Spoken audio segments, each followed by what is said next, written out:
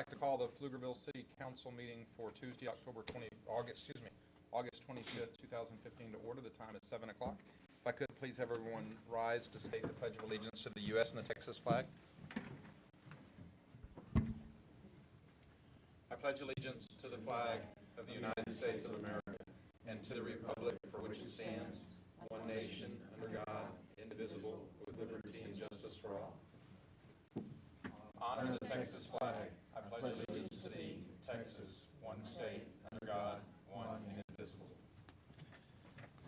I don't know why we moved on. Protocol. I don't think you could have them over there. Oh, really? Okay, first item on our agenda is 3A. Conduct a public hearing, consider approving the first reading of an ordinance with the caption reading, an ordinance of the City of Pflugerville, Texas, amending ordinance number 1203-1502-024 of the City of Pflugerville, Texas, is amended by changing the zoning designation of approximate 17.654 acre tract out of the Elnathan BB survey number abstract number 53 located between Finnig and Black Locust Drive, generally northwest of the Swenson Farms Boulevard, and Finnig Lane intersection from agricultural to single-family mixed use, to be known as the Kemple Tract Finnig Lane Rezoning REZ 150601, providing for repeal of conflicting ordinances, providing for severability, and providing an effective date. Emily. Thank you. This is a request for approximately 17.5 acres to be rezoned from agriculture to single-family mixed use. You can see here outlined in blue is the subject property. It's located on West Finnig Lane, just west of Black Locust Drive and east of Swenson Farms, as you see here to the south. Here's a map of the existing zoning. Surrounding the site is single-family suburban to the west with ag and neighborhood service to the north, and then single-family mixed use kind of hidden by the legend here, further off to the east. Additional single-family to the south, as well as ag and generally parkland to the south on the south side of Finnig Lane. The comprehensive plan for this area shows it is appropriate for low to medium density residential. And generally you see this neighborhood center here. And there's some school property owned by the ISD in this area, as well as some churches as well. This property was annexed and zoned in 1999, and really no activity has been on the property until recently with the rezoning request to rezone it to the single-family mixed use. Here's some pictures of the site, generally vacant. You can see here's the single-family suburban that we just showed on the map, and there's a trail that runs along the eastern boundary of that neighborhood, and you can see the tree-lined corridor there. And I think we go back just one here that runs along the western side of the property, but it's just outside the property line, so that trail will remain with this development. Then you can see here the parkland property. That's south Finnig Park right across the street? Yes, sir. Yes? Yes. And then this is Swenson Farms here, just off the street. The single-family mixed use is intended to provide an additional single-family lot size to our zoning categories. It's for detached or single-family attached products, adding to our housing opportunities, and it's used generally for 20 acres or less with direct access to major thoroughfares like Finnig. And some non-residential uses can be considered if they're cohesively designed. The majority of commercial uses allocated to this district are conditional, and there's quite a list of conditions that go along with that.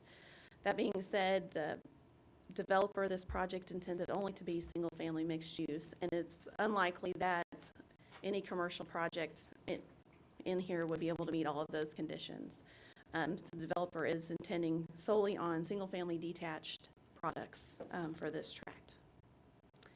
With that, the comprehensive plan is appropriate for this area, recommends this type of zoning here. It is located on a major collector, which is typical for this type of density. Staff recommended approval, and the Planning and Zoning Commission recommended unanimous approval at their August 3rd meeting. We did have 2 residents speak, one specifically regarding the tree line and others with questions regarding the commercial, which were addressed. We've had 4 other general inquiries, mostly regarding the commercial, which were addressed by the project proposal for single-family detached. What tree line?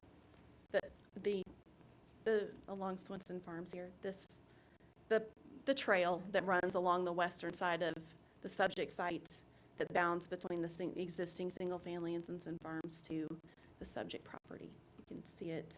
It's mostly Yeah, like where hectare were you just trees. pointing? Where?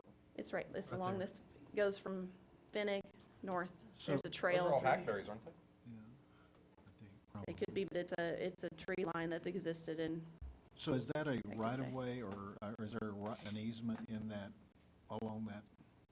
it's a pedestrian easement along this side here. It's a trail.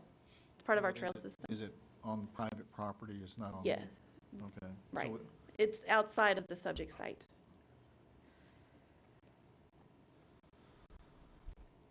So just real quick, Emily, and I think there's earthwork or something's going on along where that trail is. I think I remember that by driving by, something was happening over there. Maybe I'm wrong. I may have a different site that I'm thinking of.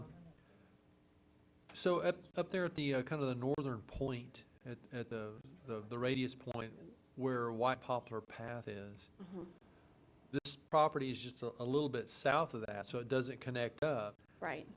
Have you guys discussed how that's going to meet up in the future? You know, because around town, there's a few places where we have these streets that were just cut off and they weren't continued through, and it's makes these little odd kind of things. People use them for parking lots and that kind of stuff, you know. How's that going to pan out? We're still unsure at this point. It is off the subject site. The subject site's northern only property by- line is just by a fraction. 5 Right. feet or 2 feet or something, Right. right? It does stub into the ISD's property, which would provide for great circulation should they ever choose to develop that property. The initial, very preliminary sketches for this subdivision here show some extensions that would stub into the future White Poplar Path to make for that connectivity that we like to see between subdivisions. Okay. What's so- the ISD's property? It's this tract right here. Piece immediately north. Can you see? It's this piece. Okay. It goes up to Black Locust. Who's the applicant on this? Forgotten his name. I'm blanking on his name. But it's not us. We're not. No, we are not proactively the here. applicant. It's a private, it's a, It's a developer that's Yes. asking for. uh-huh. Any other questions for staff? Thank you. No, I No? don't think so. Not right now. We have one member of the public that has indicated a desire to speak on this item, David Calvert.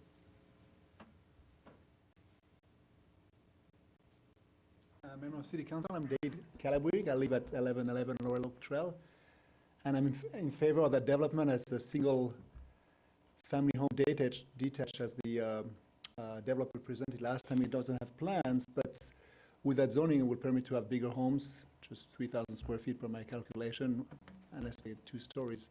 So I'm ready for it. The main concerns I raised was the tree line. There's a tree line next to the trail, and those trees are 30 feet plus high, and I say we'll keep them. And I didn't check, but is there a city code if you keep trees that you have to protect them during construction? Because make sure if they keep them that they don't destroy them with lime. And the other concern we had was there's a floodplain on the property. There's 2-3 acres of floodplain. That's when we had the Memorial Day flood. That flooded, so Fenning Lane was underneath water for a few hours. We'll make sure that that floodplain just remain intact or is improved and not degraded with additional homes. So that's all I have. So I'm in favor of single-family homes, and just those 2 concerns to be addressed when we have a site plan. So, Emily, the tree line, they would be required to keep that, or they would not be required to keep that, or is that not on their property, or? The tree line appears to be outside of their property. So they would, so in that situation, they'd have to leave it. Right. Okay. But the tree line doesn't come into play in reference to the construction or design of the area, right? Or does it? There'd be some protections, I imagine, for monitor those trees to make sure that they're not impacted by construction on the property. But the likelihood is they back houses up to it. So Correct. that the house, because that It would be makes the rear that make yard of those backyards more valuable because they already have trees in them, or they at least have, they may not be in them, but Access they to at the least have trail. some, They can see it. Well, and I think the main point is that those trees are not on their property. yeah, they can't They're not touch them. supposed to be messing with them anyway. Anywhere near them, right? Okay. It's not clear when you look because the fence is on the trail side, so the trees are in the property, It's- so depending on the exact survey. It appears they're outside of the property. That would be verified with their subdivision. But the trail is probably city? Yes, it is a city So- trail, So it's probably city trees? Yeah. Yeah. Because those trees are right right next on to it, the trail. right? That's probably all our Wait property. a minute. I just asked if that was a private easement. Well, it and- could be in an easement, but it is part of the city trail system. But It may it's be, not a public trail, it's not a city trail. it's a city trail. I'm uncertain if it's on city land or just within an easement dedicated to the city.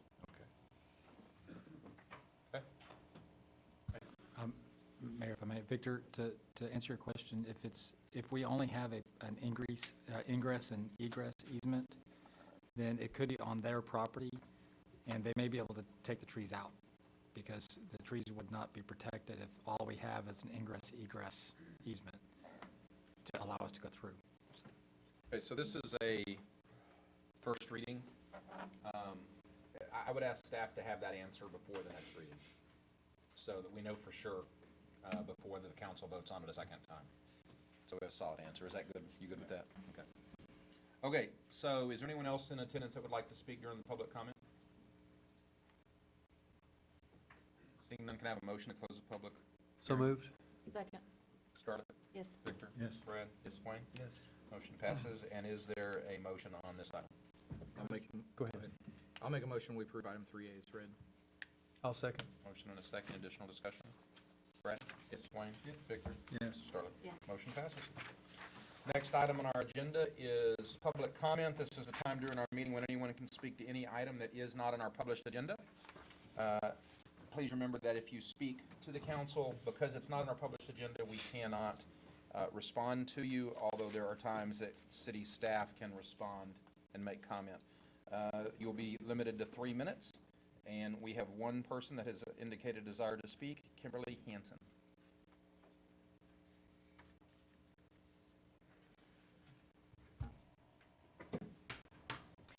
City Council, I would like to discuss and consider action to approve a proposed amendment to the month of October Breast Cancer Awareness Month. My name is Kimberly Hansen, and I am here on behalf of my daughter, Kayla Hansen, a junior at Pflugerville High School. Today being the first day of school, she's actually the volleyball manager, and she's at the volleyball game. So I'm actually here speaking on her behalf. Again, we would like to propose that each Friday in the month of October be acknowledged as Pflugerville Pink Ribbon Friday. Many have come across a friend, a coworker, or a family member who has been affected by this disease. By wearing the pink ribbon, it can be a reminder for a woman, an adolescent girl, across all age groups, aware of the importance of the breast health self-exam and screening that could have been put off all the year. I would like to further enhance the participation here in Pflugerville community amongst businesses, amongst schools, and individuals. There are so many different things we can do to continue to increase this awareness and to support our Pflugerville families and friends who have had to face this disease. My daughter Kayla was only 5 years old, and our younger one, Kaya, was 5 months old when we had to face this disease. My family has seen how far technology has come, yet we still have a long way to go. At 16 years old, our daughter, Kayla, is trying to just help bring more awareness because she has friends at school. And, you know, we as survivors need support, but the families and friends, the caretakers, they also need support. And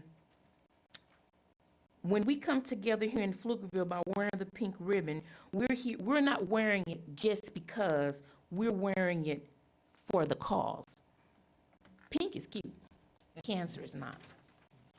So since the last time Kayla was here, she has been talking to businesses around town, and they all like the idea and would like to support the Pflugerville Pink Friday by doing different things. It's not one thing. She's designed a shirt. They say we either wear the shirt on the Fridays, we'll put the sign, the flyer in their windows. There's not one thing. Some even said that they would give a % off. Just the point of saying we care and we do support the family, the survivor, and the caretakers that have been affected by this disease. Kayla actually thought that she would make it here, but as I said before I finish, there's still a volleyball game. So again, we ask that you would consider action to approve a proposed amendment to the month of October Breast Cancer Awareness Month, hashtag Pflugerville Pink Friday. Thank you. Thank you very much.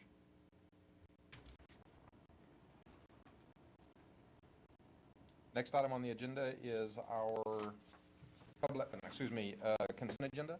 Counselor, is there anything on the consent agenda that needs to be pulled? I'd like 9C, a little clarification on that, please. I think I was going to do that as well.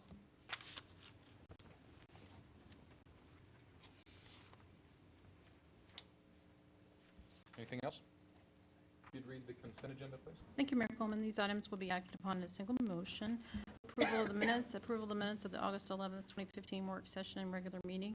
An ordinance second reading, approving an ordinance on second reading with the caption reading, an ordinance of the City of Pflugerville, Texas, amending the City of Pflugerville, Texas Code of Ordinances, Chapter 72, regarding speed limits on city streets, establishing prima facie maximum speeds and providing an effective date. An ordinance, first reading, approving an ordinance on first reading with the caption reading, an ordinance of the City of Pflugerville, Texas, amending the City of Pflugerville, Texas Code of Ordinances, Chapter 72, regarding speed limits on city streets, A.W. Grimes Boulevard, Meister Lane, and Sunlight Near Way, establish prima facie maximum speeds and providing an effective date. A resolution approving a resolution affirming City of Pflugerville support for action taken by the Highland Lakes Firm Water Customer Cooperative relating to the amended and restated water management plan application filed with the Texas Commission on Environmental Quality by the Lower Colorado River Authority. Under other actions, authorizing the city manager to execute public water easement agreement with CSW Pflugerville LLC and the City of Pflugerville for a water meter associated with the shops at 685 Pad 1 project.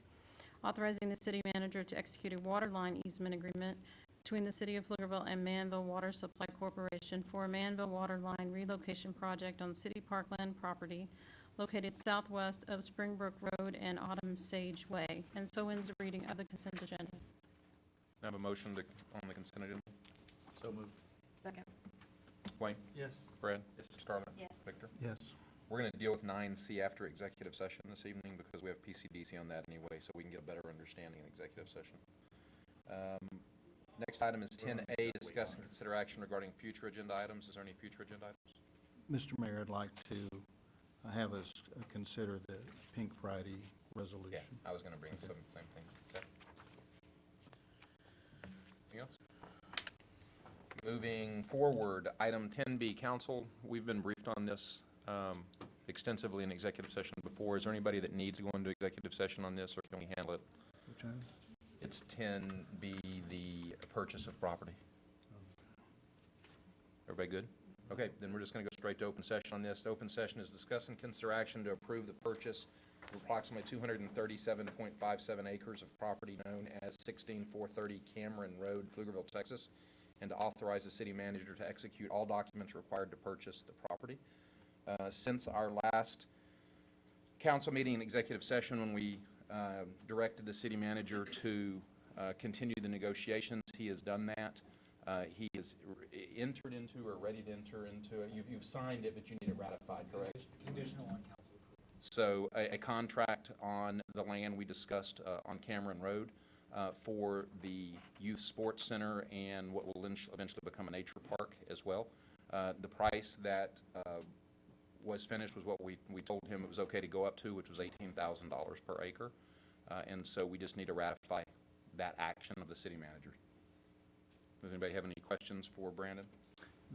So the 18,000 brings it to, what's the round number? $4.2 million. Or 4.2 million.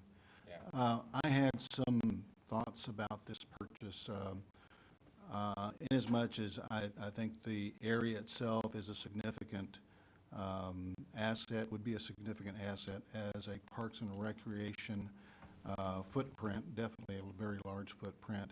The one concern I had was that as we move forward with spending $4 million or whatever it is, of the $7 million that was voted in the bond election for the sports complex, leaving us $3 million or and change. Victor, it was 11 11 million. 11.7 or something. Okay, so that we're down to 7 million. I guess my concern would be that while 7 million is a lot of money, for that large of footprint, obviously we're not going to do the whole thing. It's going to take incrementally a period of time to get that done, and I'm not sure how far $7 million is going to go, but my concern would be that we address specifically what the bond election was for, and that was the sports complex on the front end. Okay. Any other comments? Is there a motion? I'll make a motion that we approve the item as read. I'll second. Is that good enough? That's good enough? Wayne? Yes. Brad? Yes. Scarlett? Yes. Victor? Yes. Motion passes. It's exciting stuff. This is going to be something that our grandchildren will be excited about in Pflugerville. Mr. Mayor, there is another matter of real property for executive session. So Okay. if you would call the first item when you do that. It's later on discuss only, isn't it, when I call that? Okay, we've already dealt with 11A. I want to deal with 11B after executive session this evening. We have a fairly extensive executive session, so I want to go ahead and get to that before and then that'll let us figure out how much time we want to spend on budget when we get to that. So, next items are all discuss only. They are executive session items without any open session items. Item 11C is discussions regarding deliberations on economic development negotiations pursuant to Chapter 551.087 of the Texas Government Code in consultation with legal counsel pursuant to Chapter 551.071 of the Texas Government Code for legal advice concerning economic development negotiations. Item 11D is consultation with legal counsel pursuant to Chapter 551.071 of the Texas Government Code for legal advice regarding the provision of public utilities within the city of Pflugerville. 11E, consultation with legal counsel pursuant to Chapter 551.071 of the Texas Government Code and deliberation regarding real property pursuant to Chapter 551.072 of the Texas Government Code regarding the purchase, exchange, lease, transfer, and/or sale of real property. 11F, consultation with legal counsel pursuant to Chapter 551.071 of the Texas Government Code for legal advice regarding Texas open carry legislation for concealed handgun holders. 11G, consultation with legal counsel pursuant to Chapter 551.071 of the Texas Government Code for legal advice regarding ordinance provisions prohibiting the use of electronic handheld devices while operating a vehicle. Item 11H, consultation with legal counsel pursuant to Chapter 551.071 of the Texas Government Code for legal advice regarding legal issues concerning the city's participation in a Halloween event. 11I, consultation with legal counsel pursuant to Chapter 551.071 of the Texas Government Code for legal advice regarding the interrelationship between the City Council's authority and the Pflugerville Community Development Corporation Board's authority over Economic Development Corporation operations and projects and related project compliance. And 11J, discussion of personnel matters pursuant to Chapter 551.074 of the Texas Government Code regarding performance evaluation of the city manager for discussion regarding performance goals, and we are in executive session.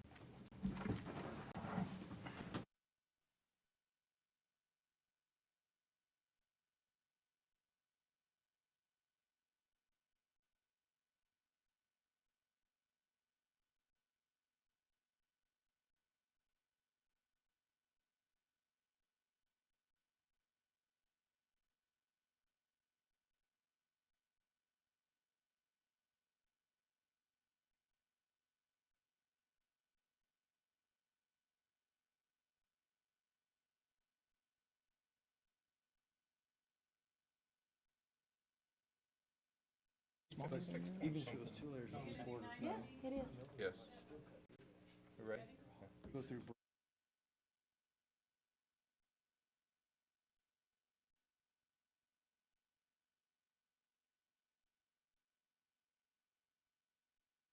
to the Pflugerville Community Development Corporation. May I have a motion? Mr. Mayor, I make a motion to approve the agreement with the City of Pflugerville and PCDC for the administrative and supportive services contract. Second. Wayne? Yes. Brad? Yes. Victor? Yes. Scarlett? Yes. May I have a motion to adjourn the meeting? So moved? Scarlett? Yes. Brad? Yes. Wayne? Yes. Victor? Yes. We're adjourned.